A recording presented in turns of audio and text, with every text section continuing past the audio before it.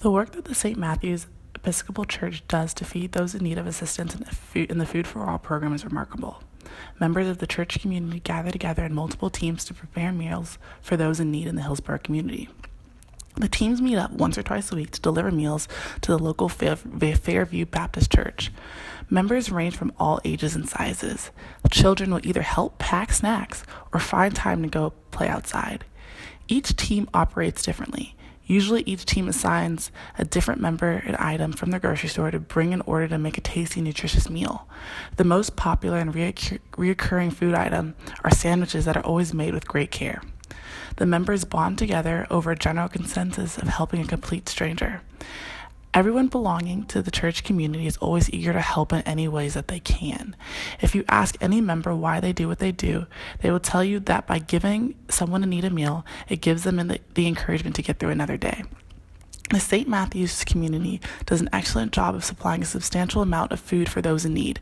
They make 40+ meals and will distribute all of them. The St. Matthew's Kitchen is open to a wide range of people willing to help support the Food for All program. After school, once a month, a group of high school students head over to St. Matthew's and begin cooking hot meals for the Food for All program. After each team finishes preparing their respectable meals, one or two members will pack the dinners in his or her car and drive them to the near Fairview Baptist Church to deliver the meals. The St. Matthew's community delivers these meals to a wide range of people, all needing some type of economic assistance. Rain or shine, the St. Matthew's crew will always deliver the food items on time because there's a mass amount of people that count on them for at least one nutritious meal a day. Those that receive the meals are appreciative of the support and do their best to try to make ends meet. Families will often show up in order to make sure that their child has at least one nutritious meal a day. Some people are just down on their luck and have no other options but to receive a handout from a lending hand. Stuart Johnson is a great example of someone who really appreciates and benefits from the Food for All program.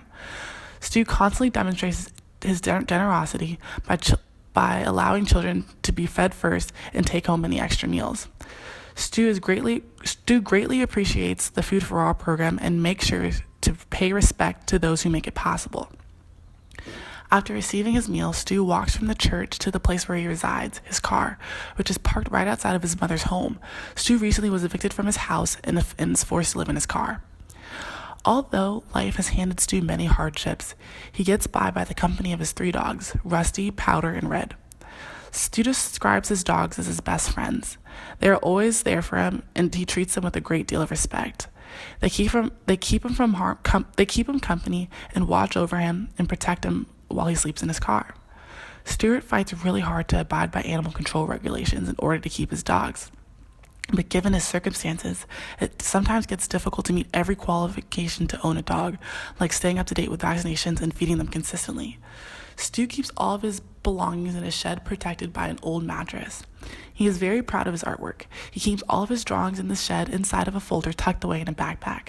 Stu uses his art as a stress reliever. He speaks of many hardships he has faced in life. His son Scorpio is currently in prison facing a murder charge for a gang-related shooting committed 15 years ago. The inability to see his son grow up hurts Stu because he wishes there is more he could have done to prevent any of this from ever happening. In the shed, Stu also keeps a photograph of his father he has only met when he was 2 years old. Stu describes to me how hard it is growing up without a father, being forced to be the man of the house at such a young age. It pains him to have his son go to jail for a murder charge because he tried so hard to be a positive father figure in his life. Although he lives with his 2 dogs, he has friends in the neighborhood that make sure he doesn't fall too far from his feet. When Stu is with his friends, there's a great sense of belonging. He can depend on them for a lending hand whenever he needs it. But for the most part, Stu is a pretty independent guy and gets by on his own. He has lived on his own for quite a while. The St. Matthew's Episcopal Church does great work in providing assistance and encouragement to those in need. People like Stu truly benefit for the great work that the church does.